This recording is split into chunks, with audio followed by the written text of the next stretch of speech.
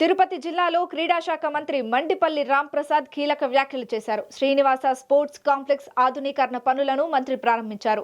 Complex ప్రాంగణంలో major Dhyan Chand విగ్రహం ఆయన ఆవిష్కరించారు. జిల్లాలో ఇప్పటికే ఎక్కడా లేని విధంగా అధునాతనమైన ఇండోర్ స్టేడియంను తిరుపతిలో ప్రారంభించామని రాంప్రసాద్ తెలిపారు.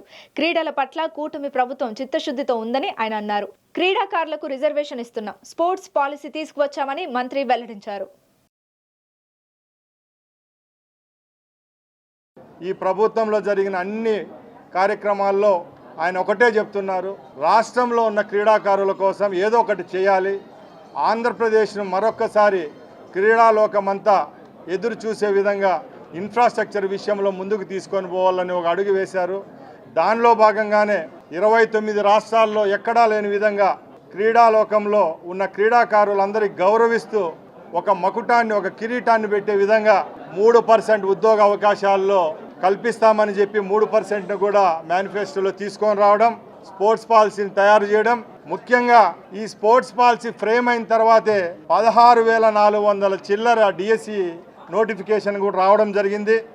గౌరవ నారా చంద్రబాబు నాయుడు గారు 1995లో ముఖ్యమంత్రి అయిన తర్వాత ఎన్నడూ లేని విధంగా దేశంలోనే ఆంధ్రప్రదేశ్లో స్పోర్ట్స్కు మొట్టమొదటిగా ఒలింపిక్స్ ఇన్ఫ్రాస్ట్రక్చర్ తీసుకొని రావాలనే ఆలోచనతో ఆ రోజు ఉమ్మడి ఆంధ్రప్రదేశ్లో 2002-2003లో గచ్చిబౌలి ప్రాంతాన్ని ఎంచుకొని ఆ రోజు నేషనల్ గేమ్స్ కానీ, ఆఫ్రో గేమ్స్ కానీ ఇతర గేమ్స్ నిర్వహించి ది బెస్ట్ ఇన్ఫ్రాస్ట్రక్చర్ క్రియేట్ చేసి ఆంధ్రప్రదేశ్ బ్రాండ్ని ప్రపంచవ్యాప్తంగా వినిపించడంతో పాటు ఆ రోజు పుల్లెల గోపీచంద్ గారికి ఆ రోజు స్థలం ఇచ్చి అకాడమీ పెట్టించడం వల్ల సింధు గారు కానీ ఇంకా చాలామంది ప్లేయర్స్ అకాడమీ ద్వారా బయట రావడం జరిగింది.